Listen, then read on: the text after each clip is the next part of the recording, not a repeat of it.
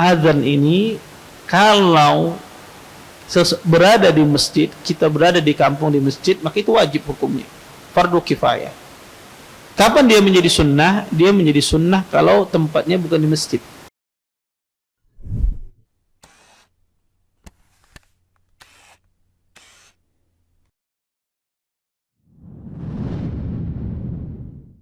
Assalamualaikum warahmatullahi wabarakatuh. Innal hamdalillah nahmaduhu wa nasta'inuhu wa nastaghfiruh wa na'udzu billahi min shururi anfusina wa min sayyiati a'malina. May yahdihillahu fala mudilla lahu wa may yudlil fala hadiya lahu.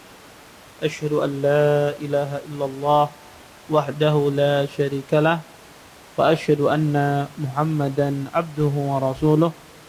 Fa inna asdaqal hadits kitabullah wa khairul hadi hadi Muhammadin sallallahu alaihi wasallam wa syarrul umuri muhdatsatuha wa kullu muhdatsatin fid din bid'ah wa kullu bid'atin dalalah wa kullu dalalatin fin nar. Amma ba'd.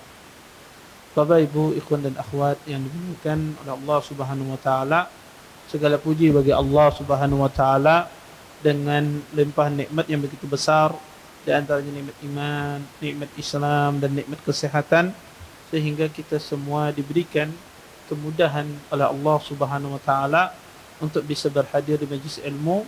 Mudah-mudahan apa yang kita pelajari, apa yang kita tuntut pada sore hari ini mendatangkan keberkahan dari Allah Subhanahu wa taala, dan kita bisa mengambil manfaat dari apa yang akan disampaikan nantinya.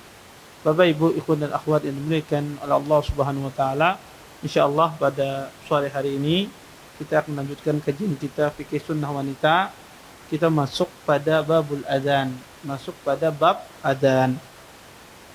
Kata Syekh di sini adalah adzan adalah pengumuman masuknya waktu salat dengan lafaz-lafaz tertentu. Di sini Syekh menjelaskan kepada kita bahwasanya adzan itu fungsinya adalah pengumuman masuknya waktu sholat dengan lafaz-lafaz tertentu. Berdasarkan pengertian ini, para ulama mengatakan bahwasanya adzan itu hanya dikumandangkan untuk sholat. Adapun selain sholat 5 waktu dan sholat Jumat, itu tidak ada adzan. Ya, tidak ada azan selain hanya waktu sholat, yaitu sholat 5 waktu dan sholat Jumat. Oleh karenanya tidak ada azan ketika bayi baru lahir itu diazankan di telinganya, tidak ada. Hadisnya adalah hadis yang lemah.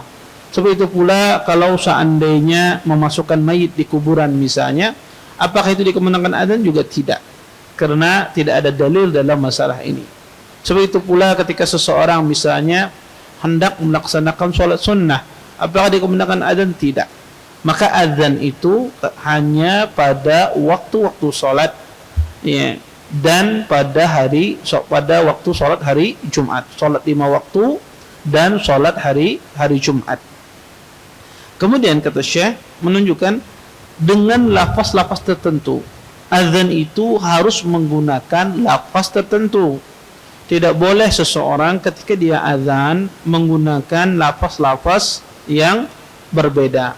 Oleh karena itu ahlul ilm mengatakan lafaz azan itu, para ulama mengatakan lafaz azan itu ada 15 lafaz dan ada yang mengatakan 19 lafaz. Ya. Apa saja? Pertama kata para ulama, adapun 15 lafaz itu adalah dia mengucapkan Allahu Akbar-nya 4 kali.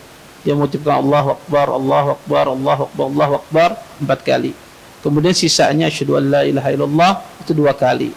Kemudian asyhadu anna Muhammadar Rasulullah itu dua kali.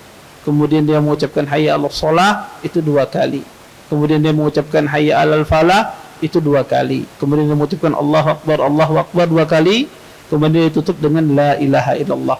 Ini semuanya 15 kali. Dan para ulama mengatakan lafaz azan itu ada juga 19 lafaz. 19 lafaz itu dia mengucapkan Allahu Akbar-nya 4 kali. Kemudian dia mengucapkan asyhadu an la ilaha illallah itu 2 kali. Kemudian asyhadu anna Muhammadar Rasulullah 2 kali. Kemudian diulang lagi. Asyhadu an la ilaha illallah 2 kali. Kemudian asyhadu anna Muhammadar Rasulullah 2 kali. Pengulangan yang kedua ini dengan suara yang keras. Adapun yang pertama tadi suaranya agak pelan. Yang kedua asyhadu alla ilaha illallahnya ini, pengulangan yang ketiga dan keempat ini itu agak keras. Seperti itu juga asyhadu anna muhammadar rasulullah. Kemudian dia mengucapkan hayya 'alas shalah 2 kali, hayya 'alal falah 2 kali, kemudian dia mengucapkan Allahu akbar 2 kali, kemudian mengucapkan la ilaha illallah. Yang mana totalnya semuanya adalah ya 19 lafaz. Ini ada dua ya, versi lafaz adzan. Bisa kita dengan 15 lafaz, 15 kalimat, atau dengan 19 kali kalimat. Kemudian di sini Syekh menjelaskan ya dengan lafaz tertentu. Arti lafaz adzan ini saja lafaz adzan. Tidak boleh seseorang ketika adzan itu menggunakan lafaz selain bahasa Arab misalnya, maka tidak sah adzannya. Dia katakan Allahu akbar, Allah Maha besar, diterjemahkan dalam bahasa Indonesia, maka tidak boleh. Lafaz azan itu harus menggunakan bahasa Arab. Maka tidak boleh seseorang menggunakan selain bahasa Arab.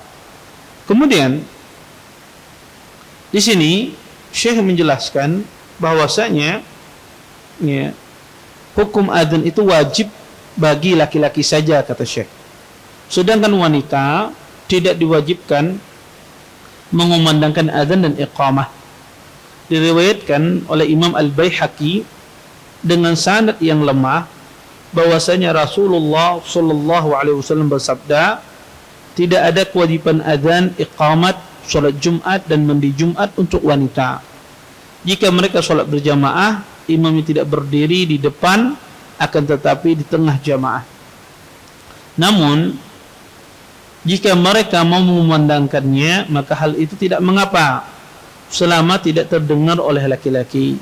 Ibnu Umar pernah ditanya, bolehkah wanita itu mengumandangkan adzan? Beliau marah dan berkata, apakah aku boleh melarang orang lain dari zikrullah? Bapak Ibu, ikhwan dan akhwat yang dimuliakan oleh Allah Subhanahu wa taala, di sini Syekh menjelaskan tentang masalah hukum adzan. Kata Syekh, hukum adzan itu wajib bagi laki-laki. Bapak Ibu, hukum adzan ini terjadi khilaf di kalangan para ulama. Sebagian ulama mengatakan hukum adzan ini ya hukumnya fardu kifayah, wajib bagi sebagian orang. Jika dilakukan oleh sebagian orang, maka gugur kewajiban tersebut atas yang lainnya. Maka para ulama mengatakan adzan ini kalau berada di masjid, kita berada di kampung di masjid, maka itu wajib hukumnya, fardu kifayah. Kapan dia menjadi sunnah? Dia menjadi sunnah kalau tempatnya bukan di masjid. Contoh misalnya, Anda berada di villa.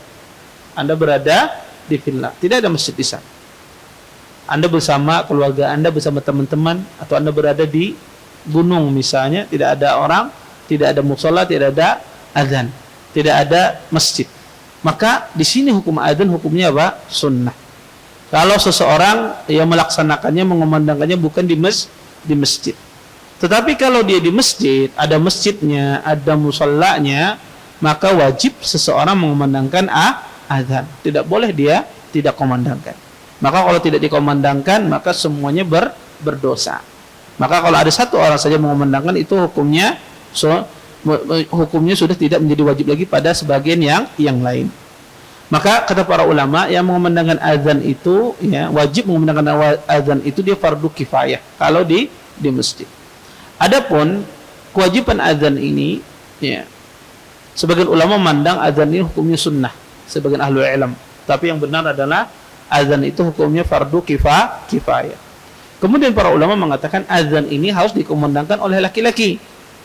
Ya, tidak boleh seorang wanita mengumandangkan azan di hadapan ya laki-laki atau didengar laki-laki, atau seorang wanita mengumandangkan azan didengar oleh laki-laki, karena suara wanita itu fitnah.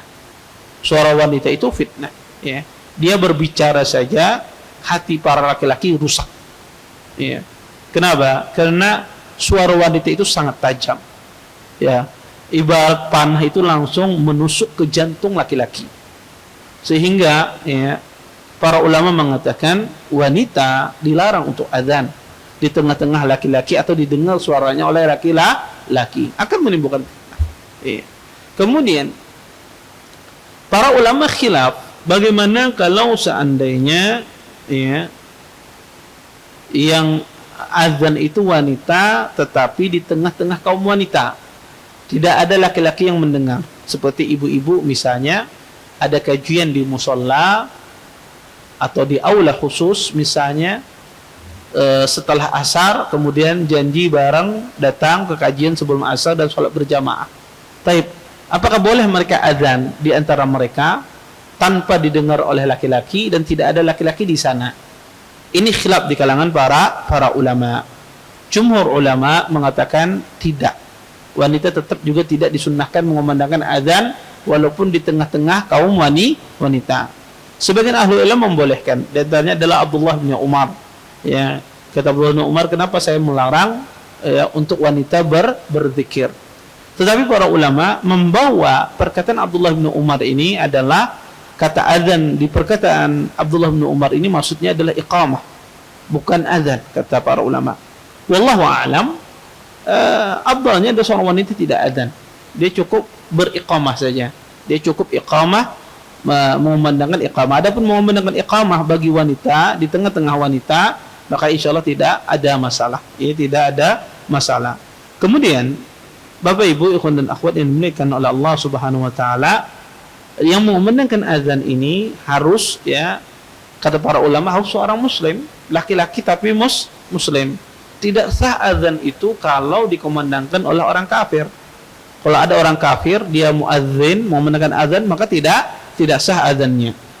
Dan sebab itu pula kata para ulama, tidak sah azan itu kalau dikumandangkan oleh anak kecil yang ghairu mumayyiz, yang tidak mumayyiz.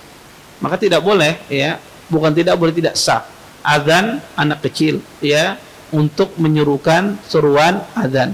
Maka kalau ada anak kecil masih usia 6 tahun misalnya, 7 tahun belum mumayyiz disuruh azan, maka itu keliru.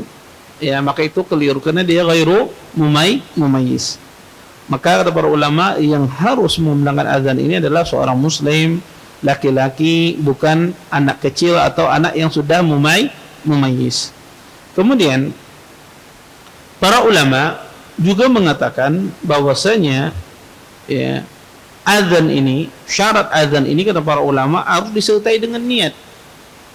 Tidak boleh seseorang itu azan dia tidak berniat. Contoh, misalnya saya azan di masjid, kemudian saya ingin belajar. Tidak ingin mengumandangkan azan, tapi ingin belajar cara azan yang enak, cara azan yang bagus, dan bertepatan dengan waktu salat. Saya tidak niat azan, tapi niatnya ingin belajar cara melantunkan azan. Kemudian akhirnya saya coba di masjid, didengar oleh orang. Kemudian kata orang-orang, sudah, itu azannya sudah. Ya, padahal saya tidak niat untuk mengumandangkan azan, maka ini tidak sah.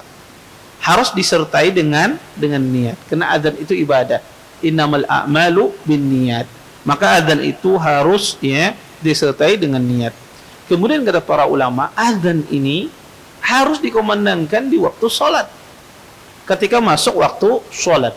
Kalau ada orang mengumandangkan azan di luar waktu sholat, maka tidak boleh.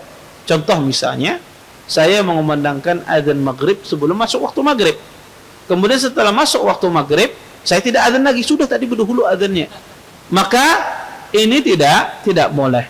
Maka azan itu syaratnya adalah harus masuk waktu sholat. Maka tidak boleh azan seseorang itu sebelum masuk waktu sholat. Kemudian kata para ulama,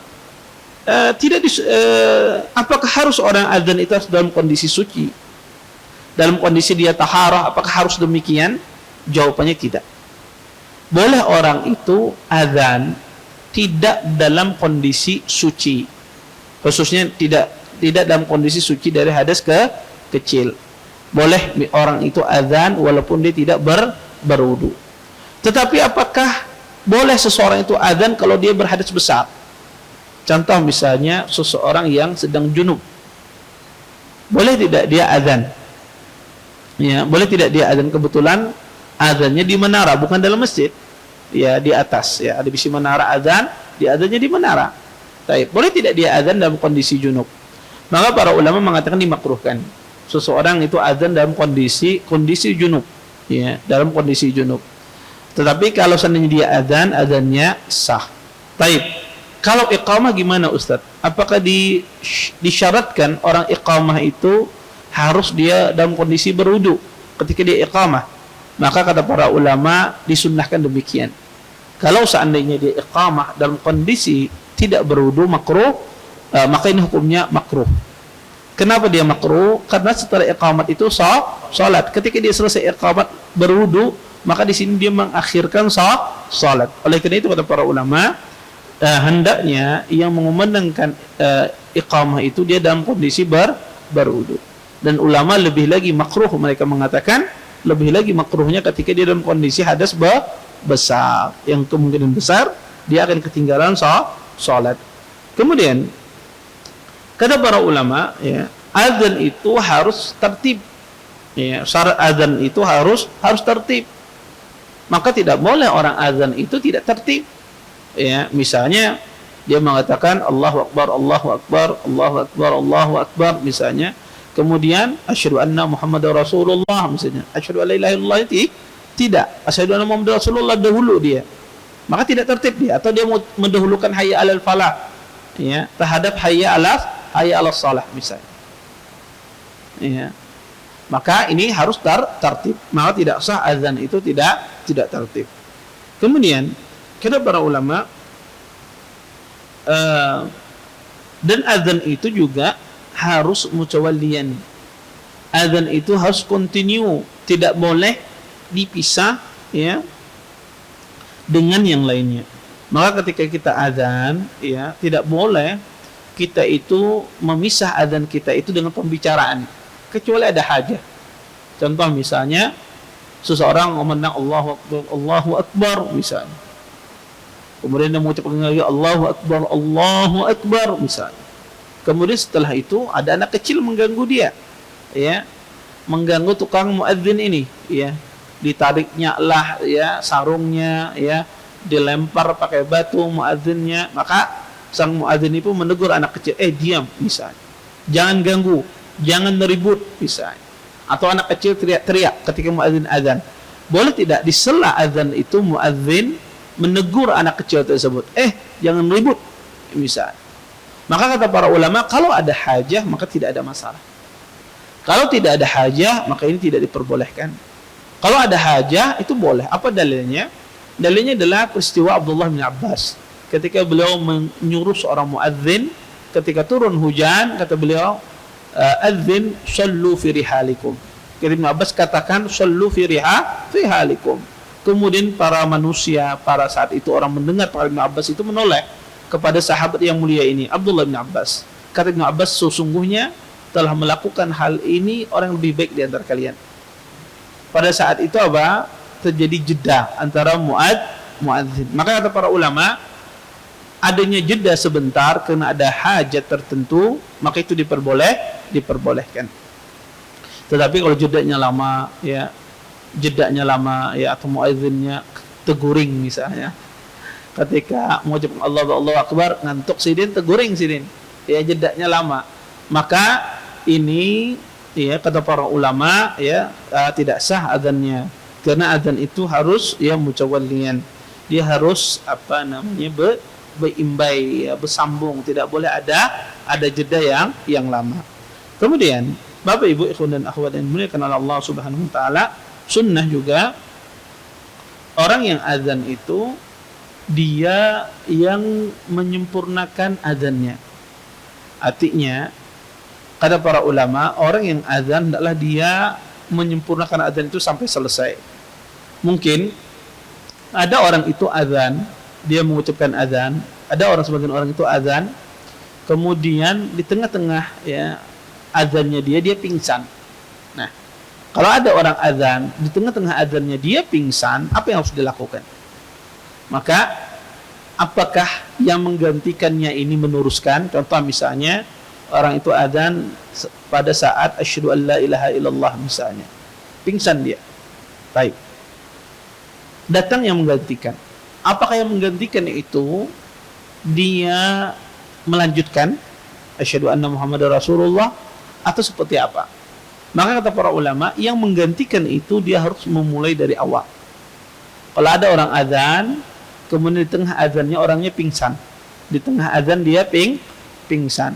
Maka yang melanjutkan adalah yang kalau orang yang menggantikan adalah dia memulai dari awal. Azannya dimulai dari awal, bukan dia melanjutkan. Kemudian kata para ulama, ya sunnahnya demikian. Kemudian kata para ulama, hendaknya orang yang azan itu menyempurnakan sampai selesai.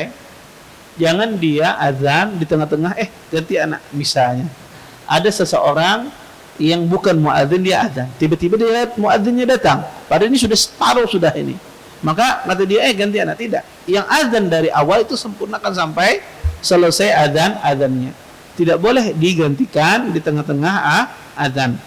Kemudian Bapak Ibu ikhwan dan akhwat yang dimuliakan oleh Allah Subhanahu wa taala, para ulama juga mengatakan bahwasanya sunnah orang itu azan menghadap kiblat.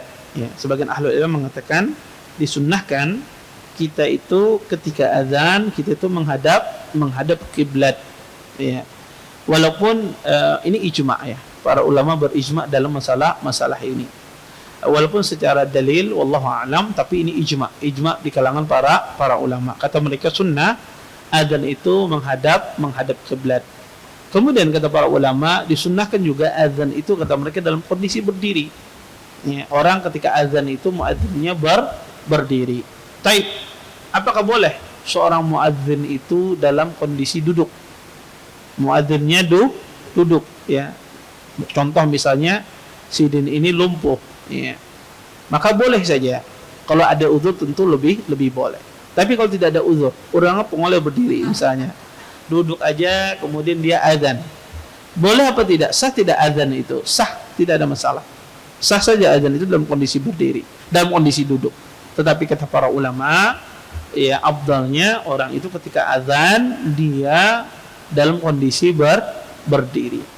Kemudian Bapak Ibu ikhwan dan akhwat yang dimuliakan oleh Allah Subhanahu wa taala,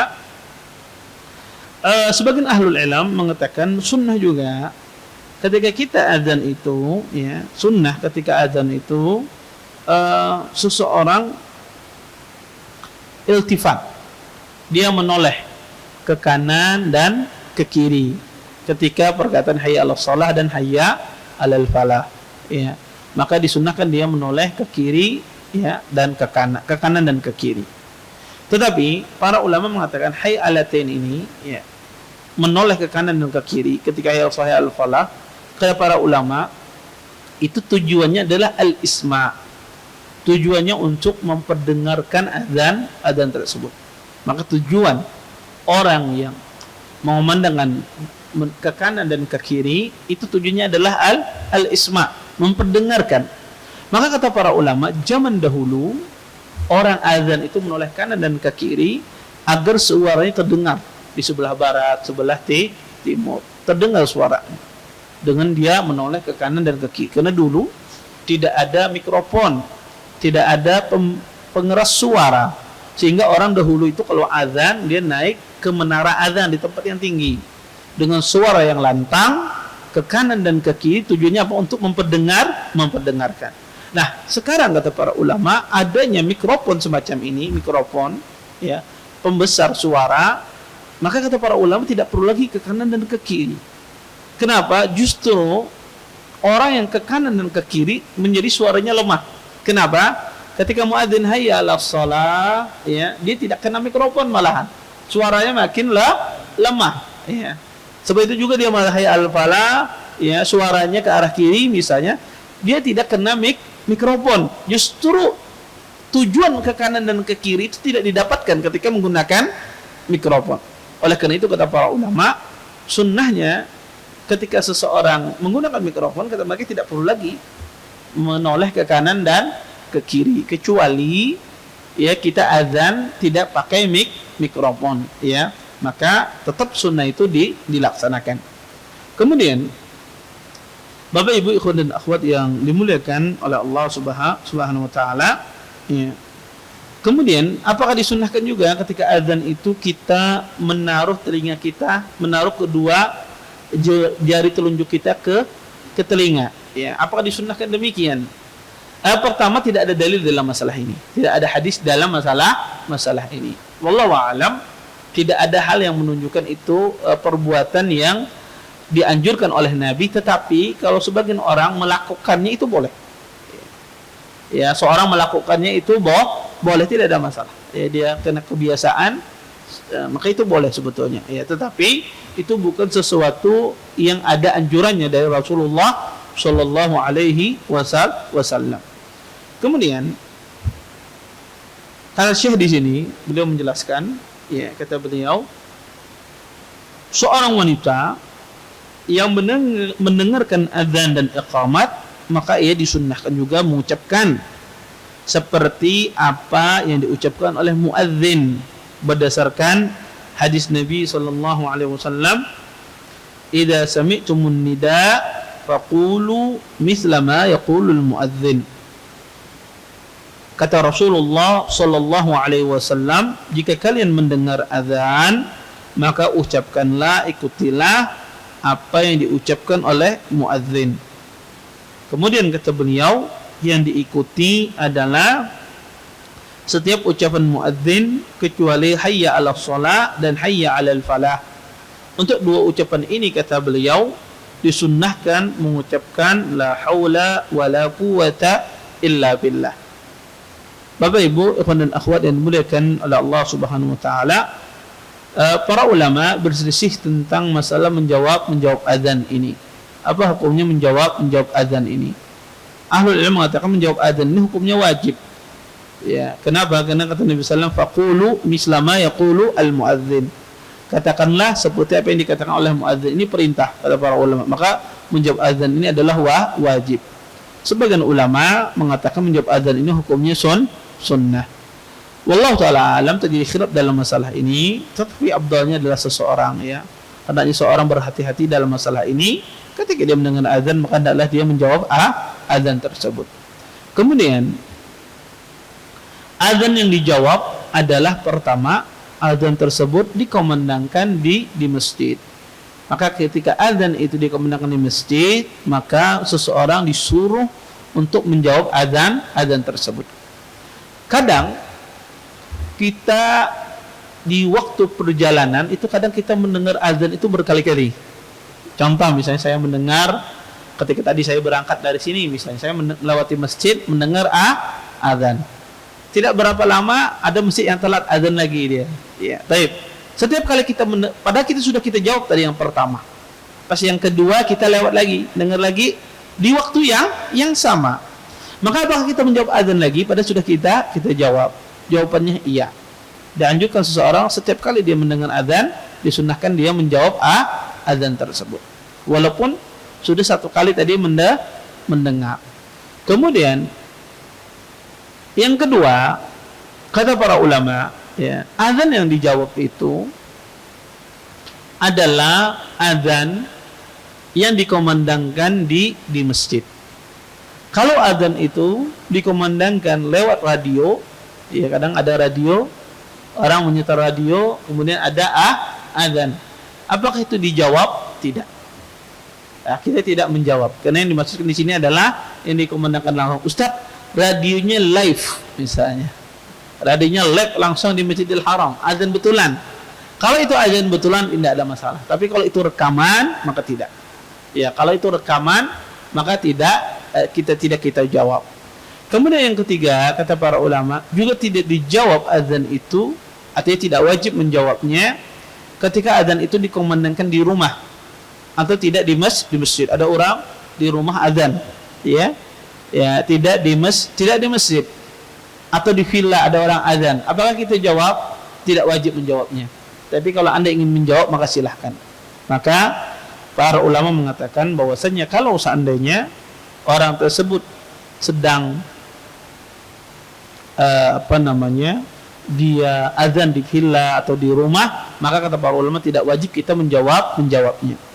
Kemudian ahli ilmu juga mengatakan tidak wajib juga menjawab azan yang mana orang itu azannya kesiangan. Contoh misalnya ada seseorang atau sekelompok orang ketiduran, misal ada tamu misalnya berelang di sini. atau tamu beelang di rumah kita. Kemudian apa? Dia ketiduran. Ketiduran. Ya. Akhirnya subuhnya bangun, yang seharusnya sholat subuh itu jam 5:30 misalnya, dia bangun jam 6:30. Ya. Kemudian ya, mereka ini berjamaah karena orang musafir. Akhirnya mereka pergi ke masjid. Wah, ya Allah, sudah terang. Kemudian mereka azan. Baik. Para ulama mengatakan azan dalam kondisi semacam ini tentu itu diperbolehkan. Tapi kata para ulama tidak dikeraskan. Tidak dikeraskan. Kenapa? Karena kalau dikeraskan nanti itu menjadikan fitnah. Maka tidak dia keraskan. Tetapi orang yang mendengar di dalam situ, apakah dia wajib menjawab? Kata ahlul ilm tidak. Ya, ini tidak wajib seorang menjawab terhadap azan yang faitah. Ya. Tetapi sunnahnya adalah, afdalnya adalah seseorang itu cukup dia melaksanakan iqamah saja. Bagi orang yang telat bangun secara berjamaah, ya, telat bangun secara berjamaah kompak gitu, ya, atau seseorang yang datang ke masjid terlambat secara berjamaah, kemudian dia iqamat, maka cukup dia iqamah saja. Kemudian Bapak Ibu ikhwan dan akhwat yang dimuliakan oleh Allah Subhanahu wa taala, ketika kita mendengar azan, apa yang kita jawab? Maka di sini Syekh menjelaskan, ketika kita mendengar azan, kita menjawab seperti apa yang dikumandangkan oleh seorang muadzin. Ketika dia mengumandangkan Allahu Akbar, maka kita jawab juga Allahu Akbar. Ya, maka kita jawab seperti apa yang dikumandangkan oleh muadzin. Kecuali pada dua kalimat, yaitu perkataan hayya 'alas shalah dan hayya 'alal falah. Kita menjawabnya dengan hauqalah, yaitu la haula wala quwata illa billah. Ya, kita menjawabnya la haula wala quwata illa billah. Semua panggilan azan jawabannya sama. Ya, kecuali tadi perkataan hayya 'alas shalah dan hayya 'alal falah. Ustaz, bagaimana dengan iqamah? Apakah di situ juga dijawab seperti di azan? Iya, dijawab seperti di azan. Taib. Apakah jawabannya sama? Jawabannya sama. Termasuk perkataan qad qamatis shalah, qad qamatis shalah. Apakah itu juga dijawab sama? Iya, jawabannya sama. Adapun sebagian orang menjawab dengan jawaban yang lain, itu keliru. Ya, maka jawabannya sama. Kecuali hayya 'alas shalah dan hayya 'alal falah. Kita menjawabnya la haula wala quwata illa billah.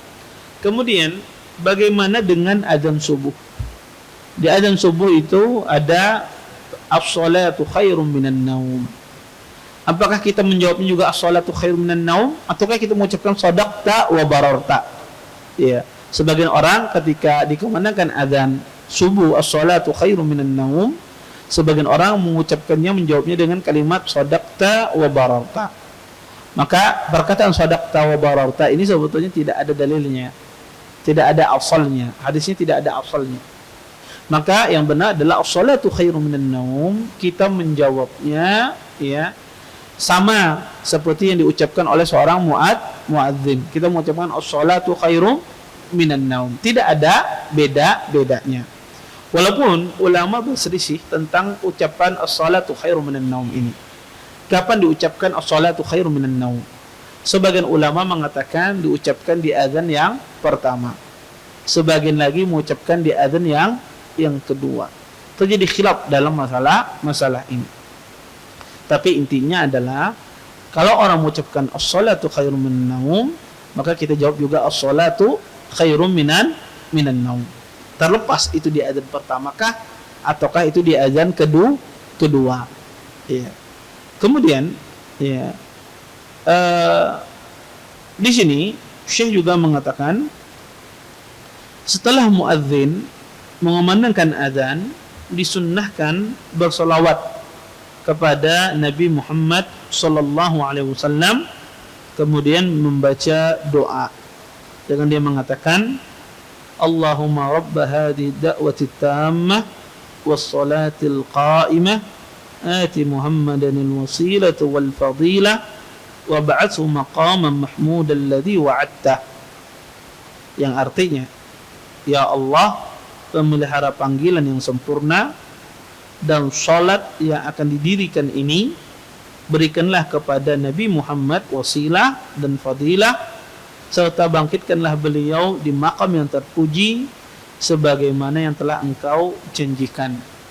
Bapak, Ibu, ikhwan dan akhwat yang dimuliakan oleh Allah Subhanahu wa taala, hadis ini menjelaskan kepada kita untuk kita berdoa kepada Nabi SAW di saat kita selesai menjawab azan.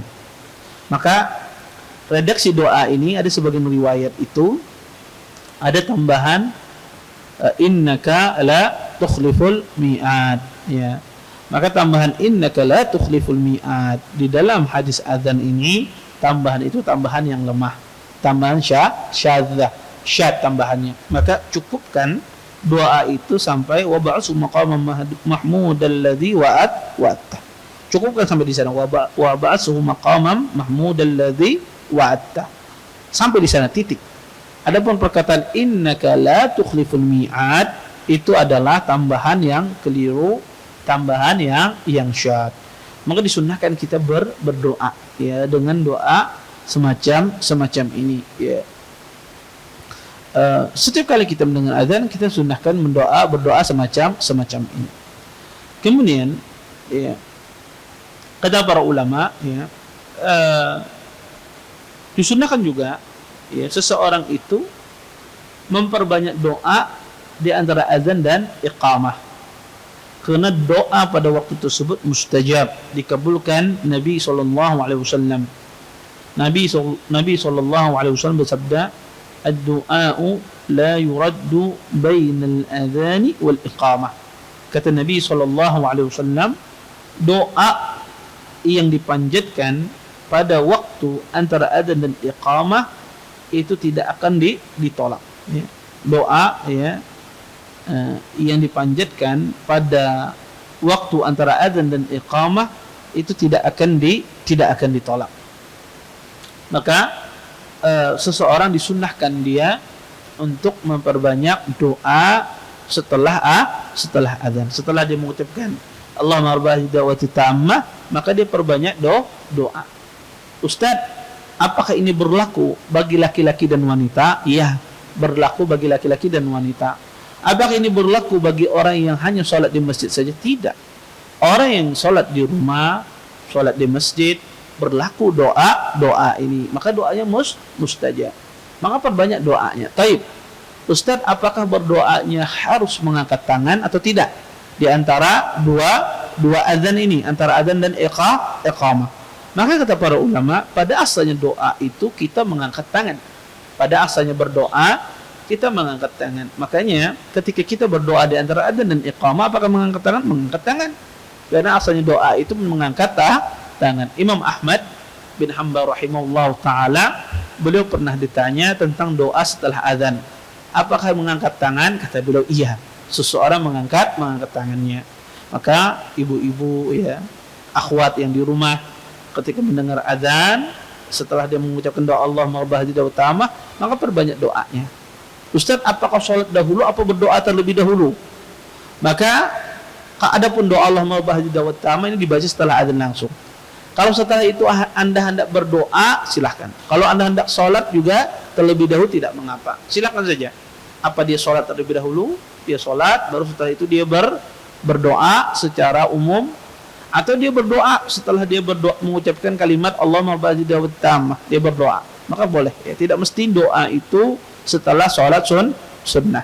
Boleh doa itu sebelum sholat sunnah juga. Itu tidak mengapa. Maka ini kadang-kadang banyak hal yang dilalaikan, yang disepelekan oleh sebagian orang ketika mereka, ya, berada di antara waktu yang mustajab.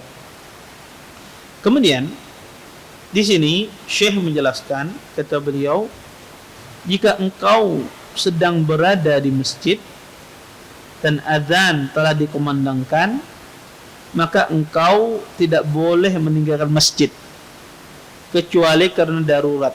Diriwayatkan dari Abu Sya'tha, ia berkata, kami pernah duduk-duduk di masjid bersama Abu Hurairah. Ketika seorang muadzin mengumandangkan azan, ada seorang laki-laki berdiri dan berjalan keluar. Lalu Abu Hurairah terus memandang laki-laki tersebut hingga ia keluar dari masjid.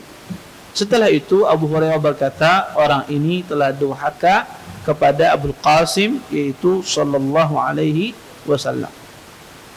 Bapak, Ibu, ikhwan dan akhwat yang dimuliakan oleh Allah Subhanahu wa taala, di sini juga dijelaskan oleh Syekh di antara adab juga ketika kita mendengarkan azan, maka adalah setelah azan itu dikumandangkan, maka seseorang tidak boleh keluar dari masjid. Tidak boleh keluar dari masjid kecuali ada hajat, ada darurat. Kalau tidak ada hajat dan tidak ada darurat, maka itu dimakruhkan seseorang itu keluar dari masjid, ya. Makanya kata Abu Hurairah, faqad asa Abul Qasim, orang ini telah bermaksiat kepada Nabi sallallahu alaihi wasallam. Maksudnya keluar dari masjid ini adalah tanpa ada hajat, ya, dia keluar begitu saja.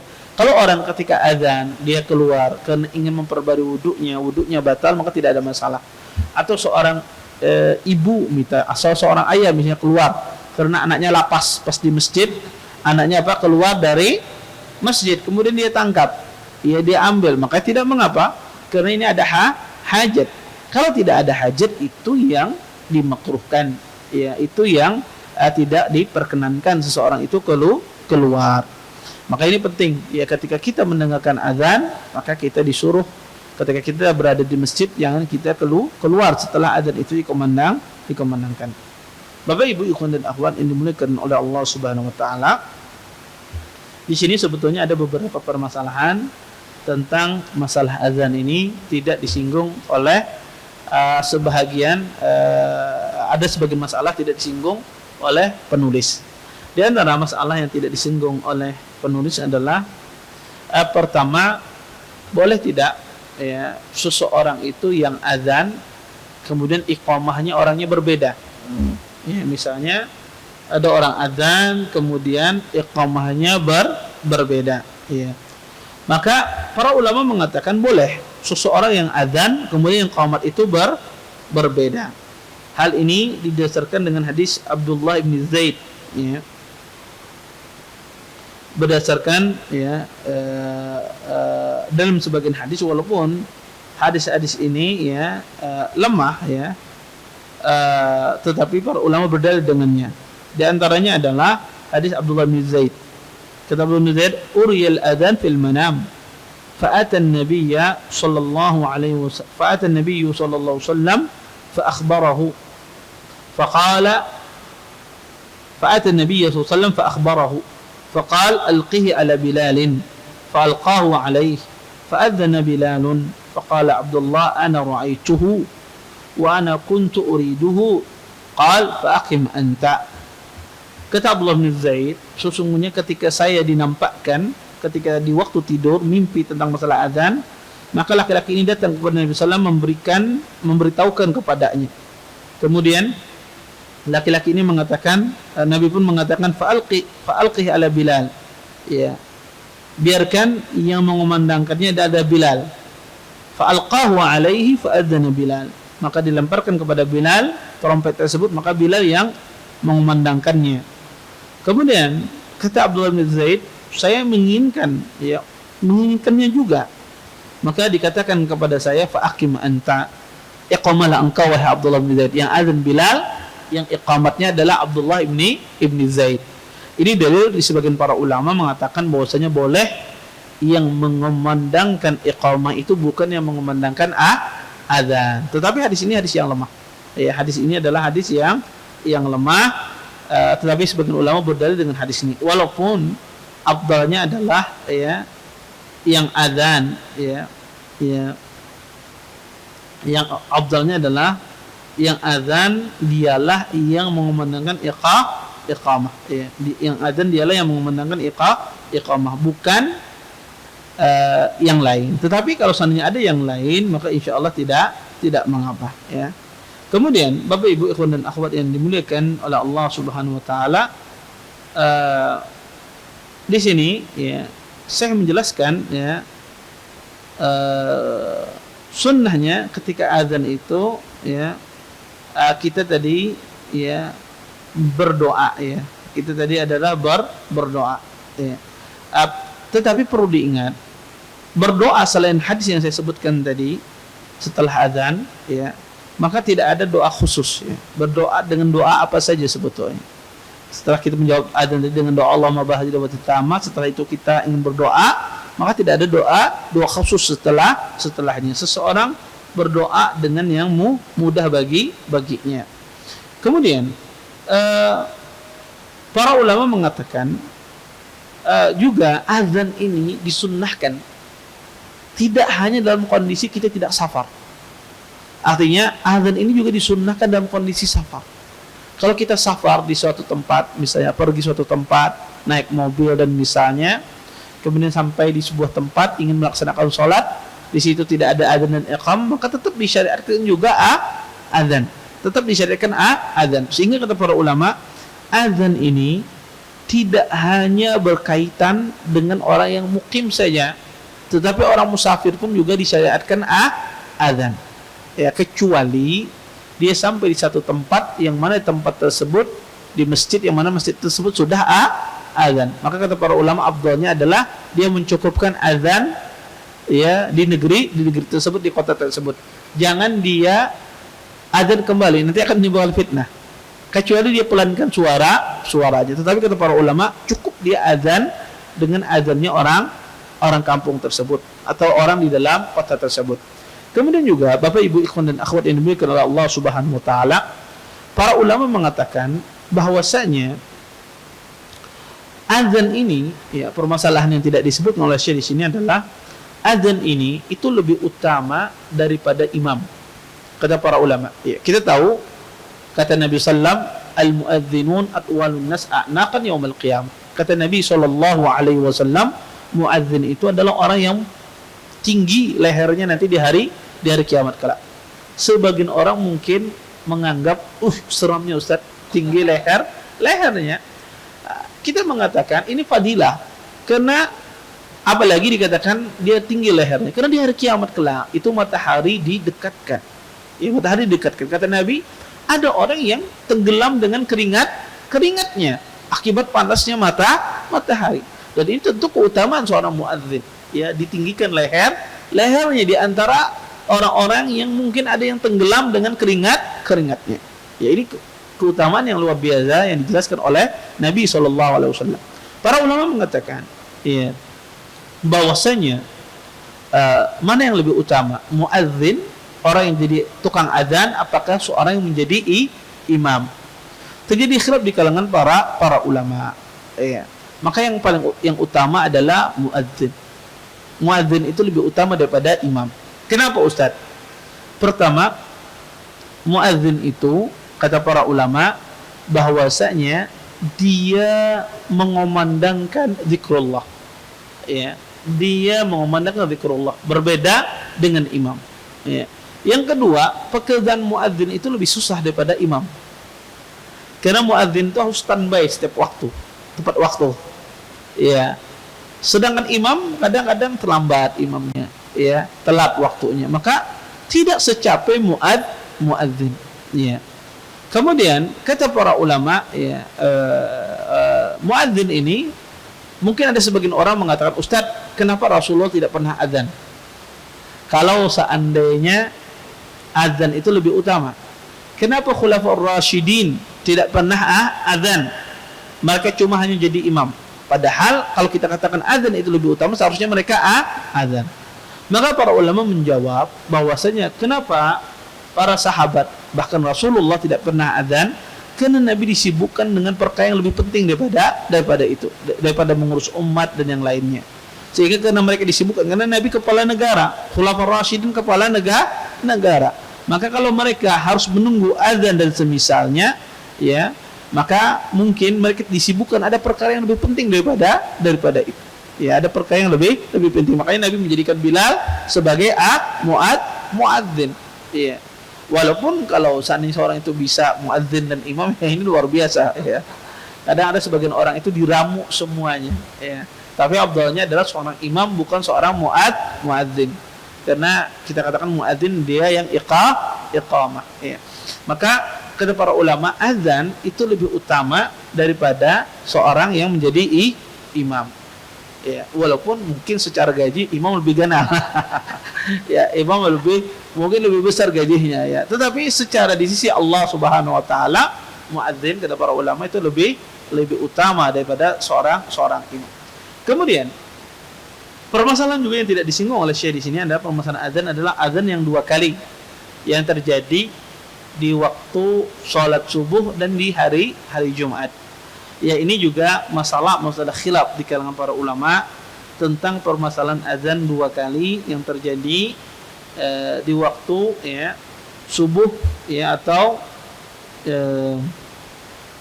di waktu sholat Jumat.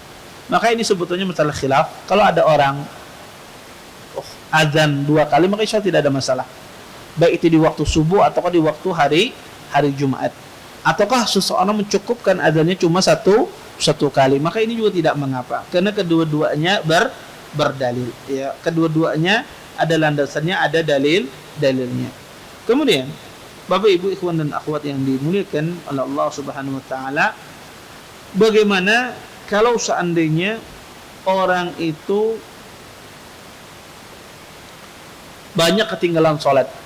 Contoh misalnya dia ketinggalan sholat 4 waktu, ketiduran ya, keuyuhan ketiduran, dia ketinggalan sholat duhur, asar, maghrib dan isya. Apakah dia azan setiap kali waktu sholat yang dia qadha tersebut ataukah tidak? Para ulama mengatakan afdalnya adalah seorang tersebut ya dia cukup mengumandangkan iqamah terhadap sholat yang dia tinggalkan. Tidak perlu dia mengumandangkan azan. Tapi kalau ada yang mengumandangkan azan, maka sebagian ahlu ilmu membolehkannya. Tapi sebetulnya cukup saja dia dengan iqamah. Taib. Kemudian bagaimana dengan orang yang musafir? Dia dengan orang yang safar. Biasanya orang musafir itu menggabungkan 2 sholat, baik itu zuhur dengan asar ataukah maghrib dengan isya. Nah, ketika seorang musafir menggabungkan 2 sholat, apakah dia azan setiap kali sholat tersebut dengan 2 kali azan zuhur, kemudian iqamah, kemudian azan asar, kemudian iqamah, ataukah dia azannya 1 kali, iqamatnya 2 kali? Dan ini khilaf di kalangan para ulama juga. Maka kalau dia mencukupkan azan 1 kali itu yang lebih baik. Dia azan 1 kali, kemudian iqamahnya 2 kali. Dia azan zuhur, kemudian dia iqamah untuk sholat zuhur, kemudian dia iqamah lagi nanti untuk sholat asar. Maka ini yang paling afdal kata para ulama berdasarkan hadis-hadis yang sahih. Tapi kalau seandainya ada orang azan setiap kali sholat tersebut, maka insya Allah juga tidak mengapa. Juga ada hadis dalam masalah ini. Artinya perbuatan ini wasi, perbuatan ini luas. Silahkan mana saja yang mau dikerjakan. Maka ini ya beberapa permasalahan tentang azan yang dijelaskan di dalam kitab fikih sunnah wanita. Mudah-mudahan apa yang ulun sampaikan tadi dipahami, dimengerti. Mungkin sisa waktu yang ada kita gunakan insyaallah tanya jawab. Kalau ada pertanyaan, tafadhol. Kalau ada yang mau bertanya, ya. Baik.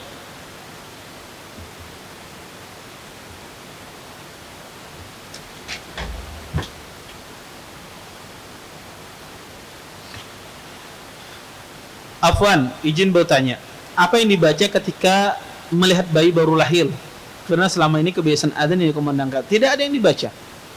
Ketika melihat bayi yang baru lahir tidak ada yang dibaca. Kalau kita melihat, kalau itu bayi kita atau kita melihat bayi orang, kita doakan barakallahu lak, atau kita katakan kita doakan dengan doa-doa yang lain. Ya. Kita mengatakan barakallahu fi mawhudi laka, ya. Atau dengan doa-doa yang mendoakan anak tersebut. Kalau itu kita bukan bayi kita. Adapun kalau itu adalah anak kita dan semisalnya, maka tidak ada hal yang dilakukan kecuali orang tersebut, dan ini juga khilaf di kalangan para ulama, yaitu melakukan tahnik.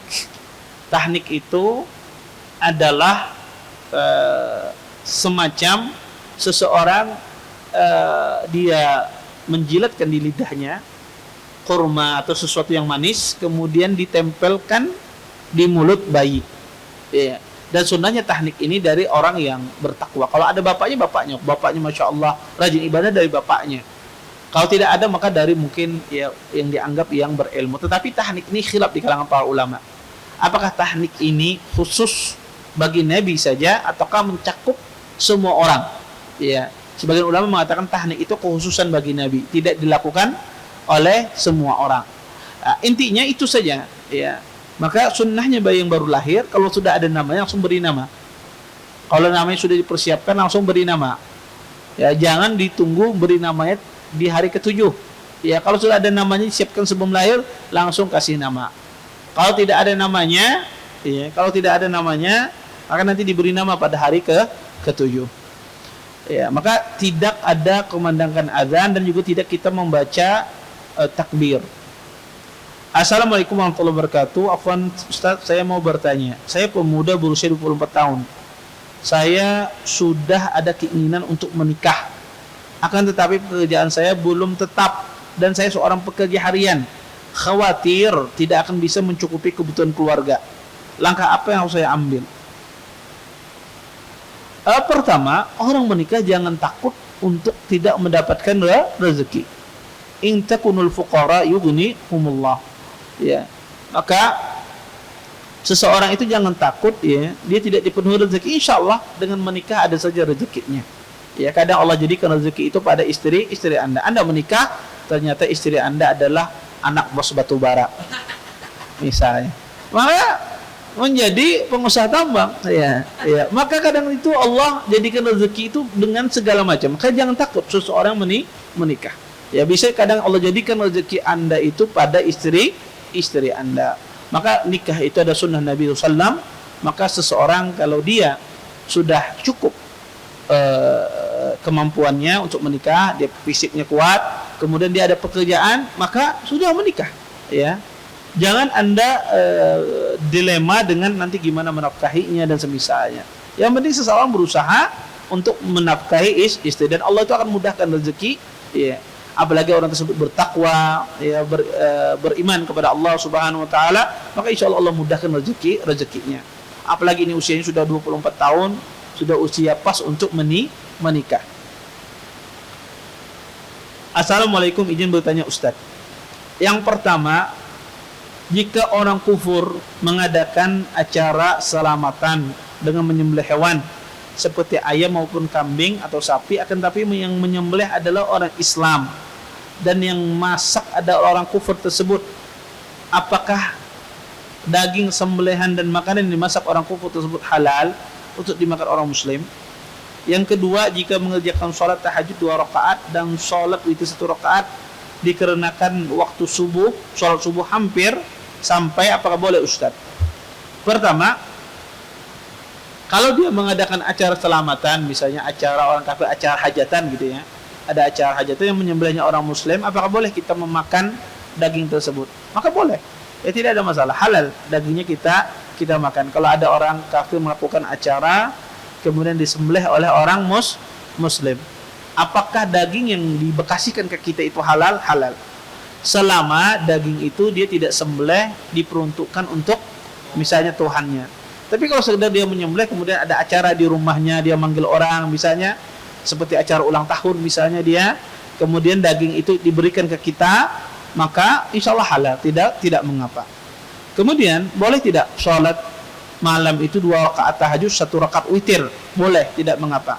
Karena tahajud itu paling sedikit 2 rakaat dan witir itu paling sedikit 1 rakaat. Boleh dia sholat dengan 3 rakaat sekaligus, ya. 2 rakaat kemudian nanti dia tutup dengan witir 1 rakaat, tapi dipisah, tidak sekaligus. Tahajudnya 2 salam, kemudian dia witir 1 rakaat.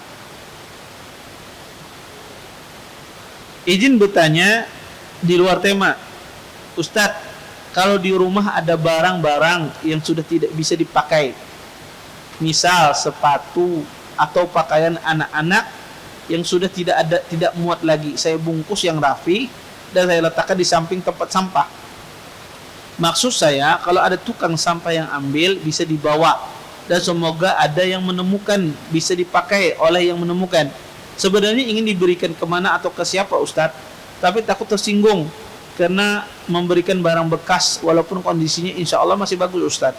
Apa yang saya lakukan ini baik dan benar Ustadz? Mohon nasihatnya Ustadz. Ini tergantung ya. Kalau seandainya baju itu kadang itu ya, baju bekas itu juga banyak yang mau. Ya, baju bekas itu banyak yang mau kalau betul-betul masih bagus ya. Bisa Anda salurkan nanti ke yayasan tertentu. Biasanya ada yayasan yang menerima baju bekas. Atau Anda cari orang yang pemulung misalnya, yang memulung itu Anda kasihkan ke dia, ini jual kamu ya. Maka sebetulnya banyak. Tetapi kalau seandainya Anda tahu di tempat tong sampah dan Anda yakin biasanya tong sampah ini, yang ngambil tong sampah ini orangnya apa? Kalau ada yang berharga dia ambil, maka tidak ada masalah sebetulnya karena harta ini tidak terbuang di sini. Tetapi kalau seandainya Anda tidak tahu, kalau saya tahu di tong sampah itu Ustadz bisa jadi langsung dibuang sama orang, maka lebih baik Anda serahkan kepada lembaga tertentu, atau Anda cari orang yang miskin di tempat Anda tanya, saya ini ada barang bekas baju-baju, mau tidak Anda terima? Kalau dia bilang mau, ya sudah, serahkan barang tersebut ya. Ketimbang ditaruh di tempat sampah yang kita tidak tahu dikemanakan harta tersebut. Maka lebih baik Anda tanya langsung kepada orang yang Anda kira tidak mampu di kampung Anda, di tempat Anda. Jangan dikasihkan dutanya aja dulu. Mau tidak? Mau, kasihkan. Kalau dia tidak mau, ya sudah, cari yang lain. Iya. Baik. Assalamualaikum warahmatullahi wabarakatuh. Afwan izin bertanya, namun di luar materi. Berapa batas jarak safar? Dan berapa hari selama bersafar seorang diperbolehkan untuk menjamak dan mengqadha sholat? Mohon penjelasannya Ustaz. Pertama, tidak ada batas jarak safar. Ya, tidak ada batas jarak safar. Yang semuanya itu dikembalikan kepada uruf. Kembalikan kepada uruf. Tapi ulama sepakat kalau jaraknya di atas 80 kilo itu safar. Walaupun urufnya mengatakan tidak safar. Ulama sepakat. Yang mereka selisihkan itu adalah di jarak yang kurang dari 80 kilo. Itu yang mereka perselisihkan. Maka jarak yang kurang dari 80 kilo ini dikembalikan kepada uruf. Kalau urufnya safar ya safar. Kalau urufnya tidak safar maka tidak safar. Contoh misalnya perjalanan sini ke Berabai. Berabai itu berapa kilo? Nggak nyampe ya? Ke Amuntai ya, 80 kilo ya. Lebih 80 kilo. Taib. Perjalanan sini ke Amuntai misalnya ya. Itu kan sudah jarak safar. Maka mungkin perjalanan sini ke Kandangan misalnya. Itu kan kurang dari 80 kilo ya. Ke Kandangan misalnya itu mungkin, atau jarak sini ke Martapura lah. Sini ke Martapura atau ke Istanbul misalnya. Itu kurang dari 80 kilo. Taib. Itu safar apa tidak? Itu dikembalikan ke uruf orang Banjar. Orang Banjar kalau pergi ke Istanbul sana safar apa tidak?